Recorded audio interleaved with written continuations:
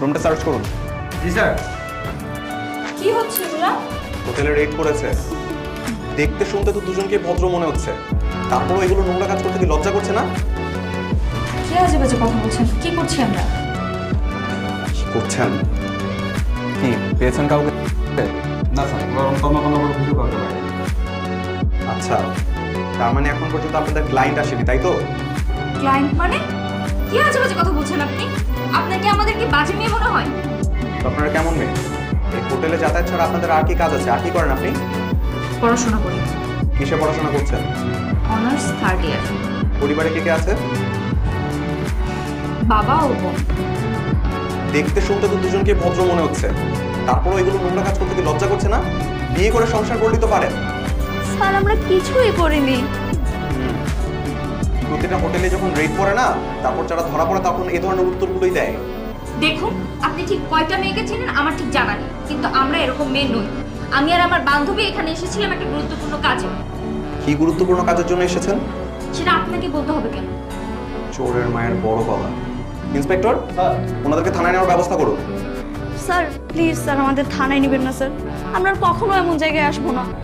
আমাদের বাসায় যদি জানতে পারে তাহলে আমরা কখনোই মুখ দেখাতে পারবো না। মাফ চাওয়ার কি আছে? আমরা কি এখানে কোনো বাজে কাজ করার জন্য এসেছি? দেখুন, আপনাকে বারবার বলছি, আপনি যেরকম মেয়ে ভাবছেন আমরা সেরকম মেয়ে নই। আমরা এখানে একটা গুরুত্বপূর্ণ কাজে এসেছি যেটা আপনাকে বলা সম্ভব না, কিন্তু আমরা কোনো বাজে কাজ করার জন্য আসিনি। আপনি কি এটা বুঝতে পারছেন না? থাক, আপনাদের সাথে কথা বাড়িয়ে কোনো লাভ নেই। ইন্সপেক্টর সাহেব, স্যার। ওনাদেরকে থানায় নেওয়ার ব্যবস্থা করুন। Okay sir. হ্যালো, উত্তরা থানা, 1-4-এ 2জন লেডি কনস্টেবল পাঠান। এখনই পাঠাচ্ছি স্যার। ওকে। প্লিজ আমাদেরকে থানায় নেবেন না। আমরা ভদ্র ফ্যামিলির মেয়ে, আমাদের মান সম্মান আছে। আমাদের ভুল হয়ে গেছে, আমরা আর কখনো এরকম হোটেলে আসবো না। এবারের মতো আমাদের মাফ করে দেন। শুধুমাত্র আপনাদের উজ্জ্বল ভবিষ্যতের কথা ভেবে আজকের মতো আপনাদেরকে ছেড়ে দিচ্ছি। শুধরে যাবার জন্য এই একটা সুযোগ আপনাদের জন্য থাকছে। এরপর আর যদি কখনো আপনাদেরকে এরকম ভাবে হোটেলে ধরতে পারি না, পরিস্থিতি আপনাদের অনুকূলে থাকবে না। সুযোগটাকে কাজে লাগাবেন। জি, thank you. Thank you sir. এই ম্যানেজারকে ধরে নিয়ে চলো আর হোটেলটাকে সিলগালা করার ব্যবস্থা করো। Okay sir. হাই, চলো। তোর জন্য আজকে তোর জন্য কি পরিস্থিতি শিকার হতে হলো আমাকে দেখছিস?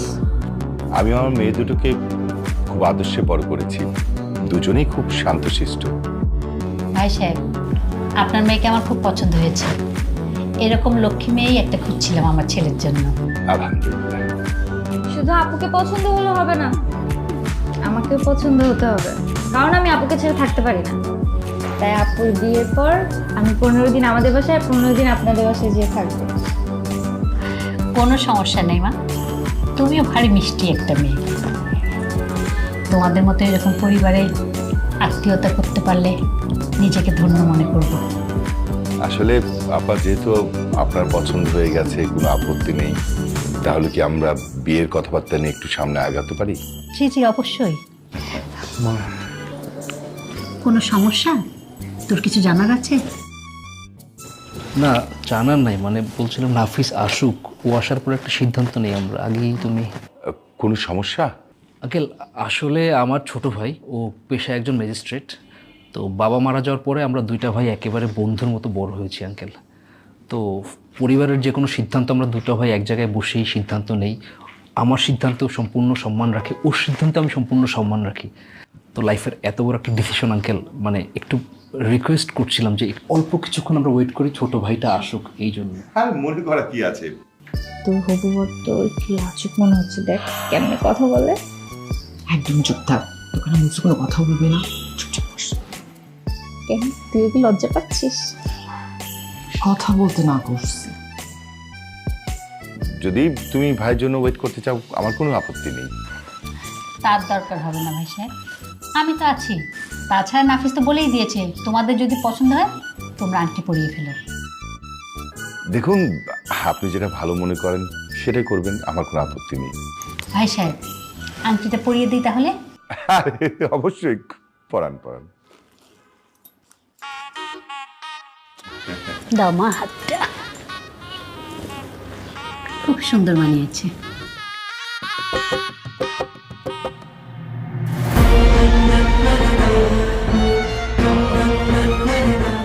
মা, চলে এসেছিস বাবা?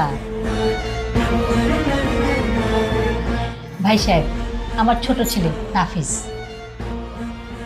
তারই কেন, বসো। জি আঙ্কেল। কি ব্যাপার, আপনি এখানে কেন? ও হচ্ছে নন্দিনী, মোনার ছোট বোন, তোর ভাইয়ের হবু শালীন। তার মানে এটা আপনাদের বাসা? তোরা দুইজন দুজনকে চিনিস নাকি? আমার মনে হয় চেনে। আচ্ছা নাফিস, বসে কথা বল। না ভাইয়া, উঠে চলে আসো, এই বিয়ে হবে না। কেন? আমি বলেছি এই বিয়েটা হবে না। ভাইয়া উঠে আসতে বলছি, উঠে আসো। বাবা, কি সমস্যা আমাকে বলো। আঙ্কেল আমি সরি, এটা নিয়ে আমি আপনাকে কোনো উত্তর দিতে পারবো না। ভাইয়া তোমাকে আসতে বলছে, আসো। আমার কথা শোন, বসে কথা বলি, ঠান্ডা মাথায় কথা বল। আংটিটা পর্যন্ত পরানো হয়ে গেছে। তো কি হয়েছে মা? তুমি আংটি খুলে নিয়ে চলে এসো, আর তুমি আমার সাথে চলো। বাবা, কি কারণে বিয়ে হবে না সেই কারণটা তো বলবে। মা তুমি ভালো করেই জানো সবসময় আমি কৈফিয়ত দিতে পছন্দ করি না। তুমি আংটিটা খুলে নিয়ে চলে আসো। ভাইয়া চলো, আসো। নাফিস, ভাই সাহেব, জি, আমি আংটিটা নিচ্ছি না।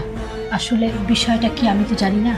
বাসায় গিয়ে ছেলেদের সাথে কথা বলে জেনে আপনাদের সাথে কথা বলবো। ঠিক আছে। আসি তাহলে।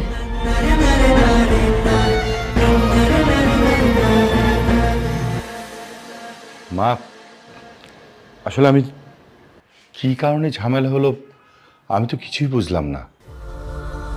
আমিও বুঝতে পারছি না আব্বা। নিশ্চয়ই কোথাও ভুল বোঝাবুঝি হচ্ছে। টেনশন করিস না, দেখবি সব ঠিক হয়ে যাবে। হ্যাঁ, উনি তো বলেই গেল বাড়িতে যে ওনার ছেলের সাথে কথা বলবে, বোঝাবে। আপা তুই মন খারাপ করিস না। চল।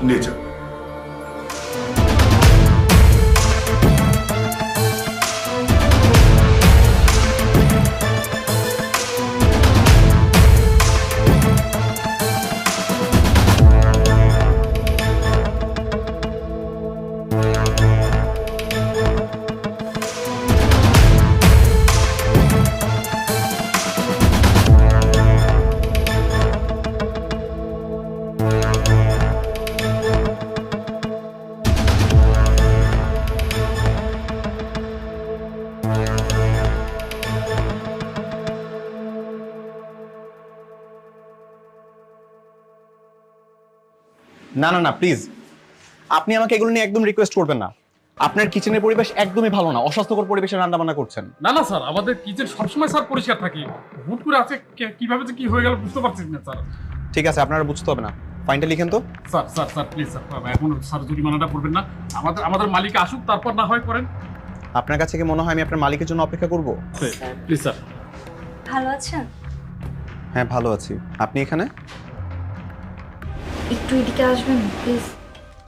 স্যার আপনি লিখুন, আমি আসছি। জি স্যার। বলুন কি বলতে চান। আমি আসলে আপনাকে সরি বলতে চাই। Don't be sorry. আমি তো আপনাকে বলেছি যে আপনাকে শুধরাবার জন্য আমি আপনাকে একটা সুযোগ দিয়েছি, তাহলে আবার এসব কেন? দেখেন, আপনি আমার বোনের বিয়েটা তো ভেঙে দিচ্ছেন, তাই না? তাহলে কি করব? আপনার মতো একটা মেয়ের বড় বোনকে আমার ভাইয়ের বউ করে বাড়ি নিয়ে যাব, সেটা আপনি কি করে ভাবেন? তাহলে আপনি বিয়েটা ভেঙে দিবেন? আপনি কি জানেন একটা মেয়ের এঙ্গেজমেন্ট হয়ে যাওয়ার পর তার বিয়ে ভেঙে যাওয়া তার জন্য কতটা অপমানের? আমার বোনের অবস্থা এখন কি হবে বলেন তো? কি হবে না হবে সেটা পরের বিষয়। আমি আমার ভাইয়ের জন্য এরকম একটা খারাপ পরিবার থেকে বউ নিয়ে যেতে পারি না, আর এটাই আমার একমাত্র সিদ্ধান্ত। আপনি আমাকে ভুল ভাবছেন। আমি কতবার বলবো, আপনি যেরকম মেয়ে ভাবছেন আমি সেরকম মেয়ে নই, আমি খারাপ মেয়ে নই। দেখুন, শুধুমাত্র আপনার দিকে তাকিয়ে আপনার বাবাকে গতকাল কোনো কিছুই জানায়নি। চুপচাপ আমি আমার মা আর ভাইকে নিয়ে আপনাদের বাসা থেকে বের হয়ে গিয়েছি। এরপর এসব নিয়ে আর আমাকে কিছু বলবেন না। দেখুন দেখুন, আপনি প্লিজ বিয়েটা ভেঙে দিবেন না। আমার বাবা বড় বোন অনেক আশা নিয়ে আছে। এই বিয়েটা ভাঙলে আমার বোনের মনটা ভেঙে যাবে। আমি আমার বোনের সামনে যে মাথা উঁচু করে দাঁড়াতে পারবো না, কারণ আমি তো জানি যে আমার কারণে এই বিয়েটা ভাঙছে। এই সব বিষয়গুলো না আপনার আগে ভাবা দরকার ছিল। এখন শুধু শুধু সময় নষ্ট করবেন না, আর ফার্দার এগুলো নিয়ে আমাকে কোনো রিকোয়েস্ট করবেন না। ইন্সপেক্টর, আপনি লিখেছেন? ঠিক আছে, ফাইনটা পূরণ করে দিবেন, এটা ওনাকে ছেড়ে দিয়ে দেন। চলে আসুন।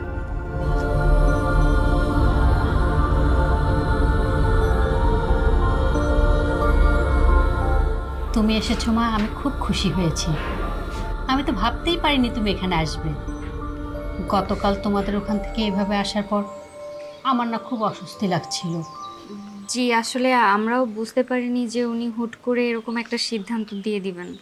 ওর প্রবলেমটাই এইখানে, ও কখনোই কারোর সাথে কিছু শেয়ার করবে না,